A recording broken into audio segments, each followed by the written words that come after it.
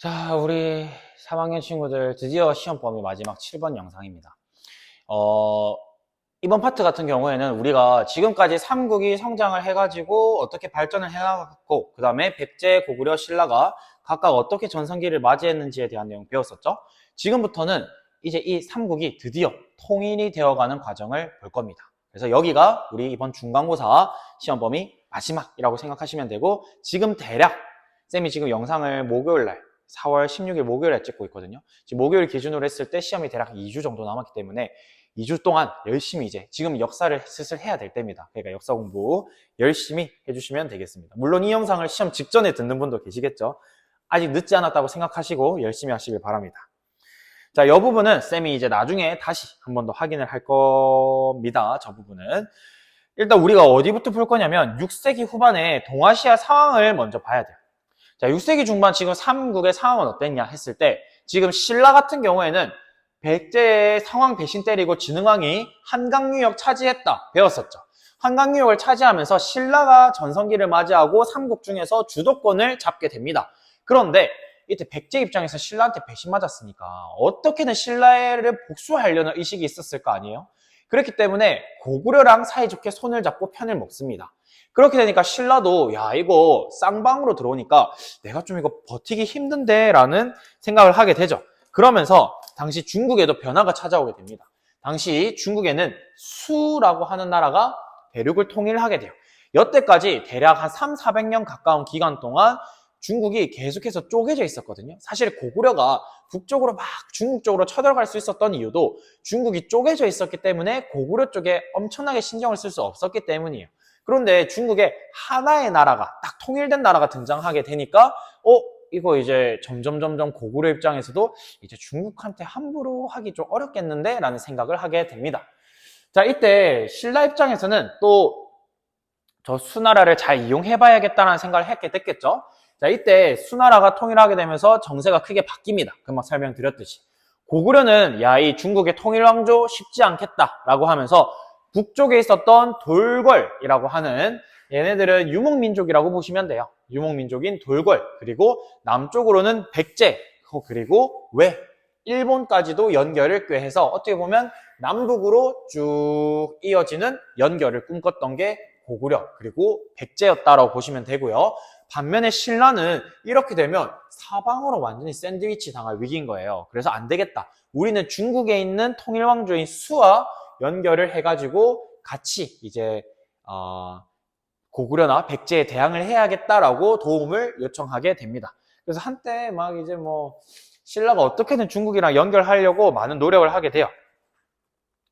자, 근데 이때 고구려의 걱정처럼 수나라는 이제 한반도 쪽으로 슬슬 들어오려는 모습을 보이게 됩니다. 수 입장에서는 내가 중국도 통일했겠다. 동쪽에 거슬리는 고구려 한번 우리가 제대로 정복해봐야겠다라는 생각을 했던 거죠. 그래서 수는 점차 세력을 넓히면서 고구려한테 복속을 요구합니다. 그러니까 내가 뭐 너네 안 쳐들어갈 테니까 니들이 알아서 나라 바쳐라 라는 내용이었던 거야. 고구려 당연히 맞을 수가 없죠. 그래서 오히려 얘네들은 성깔이 장난이 아니야. 야, 너 내 밑으로 들어와라 했는데 싫은데 하고 바로 그냥 선빵으로 꽂습니다. 그러면서 요서 지방을 공격해버려요. 그러니까 수나라가 야, 고구려 얘네 장난 아니네 라고 하면서 군대 30만을 모아가지고 1차로 고구려를 침략해요. 수나라의 문제라는 이 사람 수나라의 황제입니다.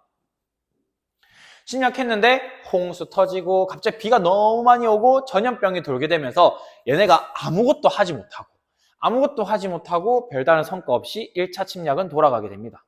그 이후에 수나라의 문제가 이제 죽게 되고 다음에 수나라의 양제가 즉위를 하게 되는데 양제는 사실 개차반입니다. 아버지도 거의 뭐 지가 죽이고 왕이 된 사람입니다. 이 양제는 욕심도 엄청나게 많았어요. 그래서 혹시 작년에 수에서 만든 대운하 기억하세요? 그거 지은 사람이 저 양제거든요.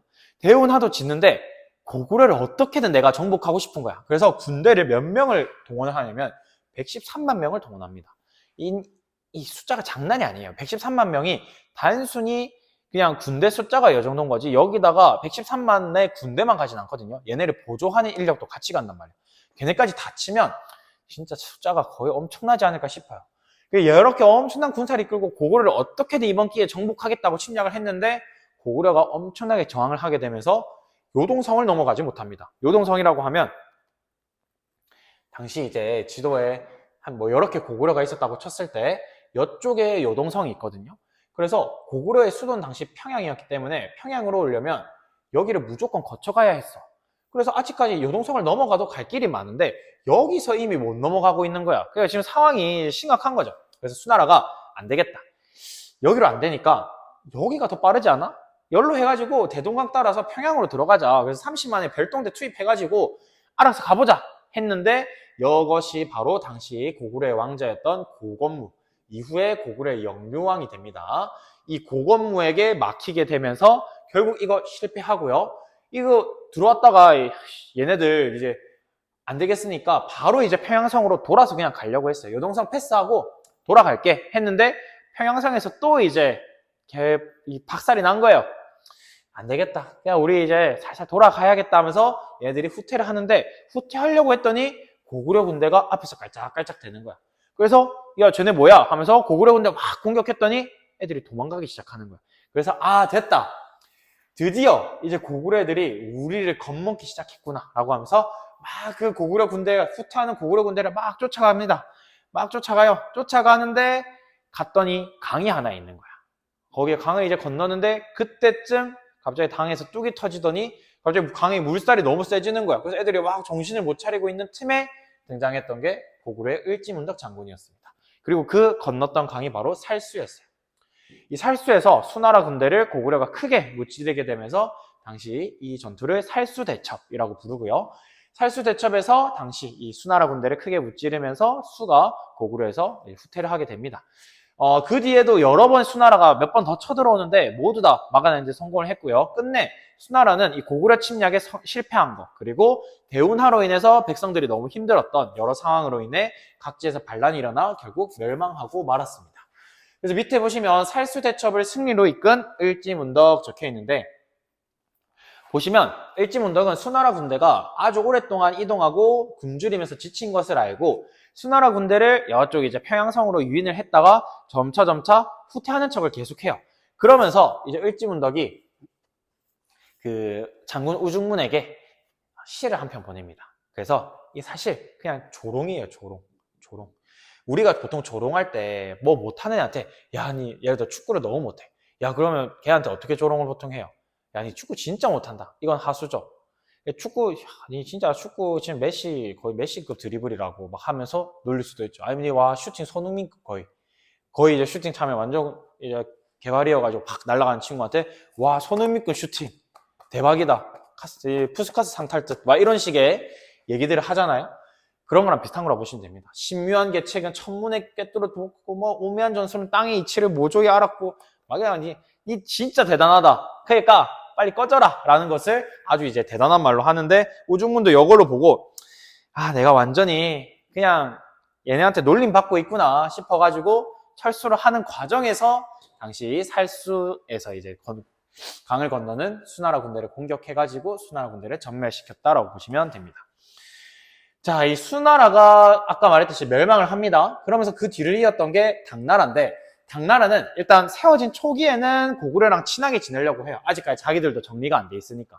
근데 어느 정도 정리가 되고 당태종이라는 사람이 즉위한 뒤에는 돌궐과 같은 주변 세력들을 정복해요. 돌궐 아까 고구려가 수나라 견제하려고 친하게 지냈던 그 나라인데, 이때 돌궐도 이제 당나라한테 정복을 당하는 그런 모습을 보입니다. 그러니까 고구려가 점차 압박을 당하기 시작하네. 고구려는 이거 당나라가 곧 쳐들어올 것 같은데 우리 이거 막아야 될 것 같다 라고 하면서 국경지역에 천리장성이라는 긴 성을 하나 쌓습니다. 당시 천리장성을 쌓는 걸 맡았던 게 고구려의 연개소문이라는 사람이었어요. 이 사람입니다. 사람. 그러면서 이제 당나라 침입에 대비하다가 고구려 내부에서 정치적인 변화가 일어납니다. 이 천리장성을 쌓는 활약을 했던 연개소문이 일종의 반란을 일으켜서 원래 왕이었던 영유왕, 아까 그 수나라 물리쳤던 그 사람 맞습니다. 고건무. 그 영유왕을 죽이고 자기 말 잘 들을 만한 보장왕이라는 왕을 세우면서 본인이 대망리지라는 자리에 오르게 돼요. 대망리지는 모든 거를 다 망라하는 최고관직이라고 보시면 됩니다. 이렇게 권력을 잡은 연개소문이 신라도 공격하고 당나라도 견제하면서 신라와 당나라에 꽤 강경한 태도를 취해요. 그러니까 당 입장에서는 야, 이거 연개소문 이놈 가만 놔두면 무조건 우리한테 위협이 되겠다 얘네 한번 우리가 제대로 정복을 해야겠다라고 생각을 하게 됩니다. 그래서 당시에 당태종은 연개소문이 저런 명분도 없이 반란 일으킨 거 잘못됐다. 내가 대신 벌해주겠다라고 하면서 군대를 일으킵니다. 그래서 그 정변을 구실로 군대를 일으켜서 고구려에 침입하는데 당나라는 수보다는 좀 나아요. 수나라보다 좀 나아. 아까 수나라가 못 넘어갔던 요동성, 대감성 차례로 연결을 하게 됩니다. 차례로 무너뜨리고 평양성으로 이제 가게 되는데 평양성으로 가는 길목에 성이 하나 있습니다. 거기 있었던 성이 뭐였냐? 안시성입니다. 안시성. 이 안시성을 이제 포위해가지고 점령을 하려 하는데 당시 당나라 군대가 몇 달 동안 안시성을 공격했지만 안시성이 점령당하지 않아요. 당시 안시성의 성주 그리고 백성들이 결사적으로 저항을 해 나가게 되면서 당나라의 공격을 물리치게 됩니다. 이 싸움을 우리는 안시성 싸움 혹은 안시성 전투라고 불러요. 여기서 당나라 군대가 이제 물러나게 되면서 그 뒤에도 사실 침입을 더 받거든요. 침입을 더 받긴 하지만 다 막아내는데 성공을 합니다. 이렇게 고구려가 수나라, 당나라의 침입을 물리쳐 나가면서 원래 이렇게 있었던 중국 중심의 국제 질서에 복속이 되지 않고 좀 독자적인, 독립적인 세력을 유지하는 데 성공은 해요. 하지만 이러한 침략의 과정을 거의 몇십 년에 걸쳐서 봤기 때문에 고구려도 점점 국력이 딸리기 시작합니다. 그래서 오랜 전쟁으로 인해 국토가 황폐해지고 국력이 약해지는 그러한 결과도 나타나게 되었다라고 봐주시면 되겠습니다. 그럼 고구려가 어떻게 이런 침략을 막아낼 수 있었냐 했을 때 좀 고구려의 방어 체제에도 이 영향이 있는데 전쟁이 일어나면 일단은 다 성 안으로 들어가고 이 원래 백성들이 살던 곳에 불을 질러가지고 아무것도 이제 안 남도록 하는 모습을 보이고요. 그 다음에 전투력도 우수했고 재련 기술, 여러 무기를 만드는 기술도 뛰어났다라고 보시면 되겠습니다.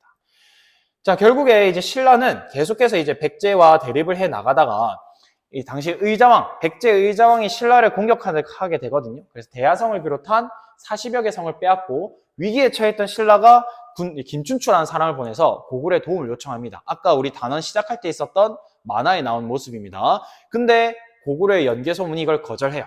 그리고 일본에도 협조를 구했는데 안 된다고 거절을 당합니다. 그렇게 되니까 김춘추가 갈 곳은 당나라밖에 없었고 결국 당시에 당과 신라가 연합을 하게 되는, 즉 나당 동맹을 맺는 모습을 보이게 됩니다. 이때 신라는 당나라에게 군사적 지원을 받는 대가로 고구려 침략을 도와주기로 약속을 하게 돼요. 그래서 먼저 향했던 곳은 어디냐면 백제입니다. 백제를 점령을 해야지 나중에 고구려를 공격할 때 남과 북으로 사이드로 공격을 할 수가 있잖아요. 그래서 먼저 백제로 갑니다. 이 당시 소정방이라는 장군이 이끌었던 당나라 군대는 금강 하구에 상륙을 하게 되는데 김유신이 지휘하는 신라군이 황산벌에서 계백이 이끄는 5천의 결사들을 물리치게 되면서 당나라 군대와 연합을 하게 되었고요. 당나라 군대와 거기서 이제 힘을 합친 신라 군대는 결국 백제의 수도였던 이제 사비성을 함락을 하게 되고 끝까지 이제 함락을 했던 항전을 했던 웅진성에서 의자왕의 항복까지 받아내는데 성공을 하게 되었습니다. 백제 멸망시킨 뒤 바로 어디로 가느냐? 고구려로 갑니다. 고구려로 가서 원래는 연개소문이 중심이 돼가지고 침략을 어느 정도 그래도 막아내다가 연개소문이 죽어요. 그 다음에 연개소문의 아들이랑 동생끼리 서로 이 권력을 쥐려고 싸운단 말이야. 그러다 보니까 자연스럽게 고구려 내부의 힘이 약해지게 되었고 특히 연개소문의 아들이었던 남생이라는 친구는 당나라로 건너가가지고 고구려에 대한 정보를 막 전파를 해줍니다. 그렇게 되니까 끝내 고구려의 여러 성이 차례로 빼앗기게 되었고 평양성까지 함락당하면서 고구려가 멸망당했다. 그래서 당시 백제와 이제 신라와의 싸움에서 황산벌에서 이제 김유신과 계백이 맞서 싸웠던 이야기가 밑에 적혀 있거든요. 그래서 이런 내용 한번 읽어보시면 좋겠고요. 영화 황산벌에서 이 과정을 꽤 잘 표현한 모습을 우리가 확인할 수가 있습니다. 자, 근데 백제랑 고구려가 그대로 멸망하고 끝이 아니라 기존의 백제 고구려 세력이 다시 이 나라를 부활시켜 보려고 노력을 하기도 해요. 그래서 먼저 백제는 복신이랑 도침이라는 사람, 그리고 외에 있었던 왕자 부여풍이라는 친구를 왕으로 데리고 와가지고 백제 부흥을 꾀하기도 하고 또 흑치상지라는 사람이 임존성에서 군사를 일으키는 모습도 보입니다. 근데 얘네들도 마찬가지로 지도층이 분열하고 백제를 도와줬던 왜군이 백강전투라는 곳에서 나당정 연합군에게 패배해요.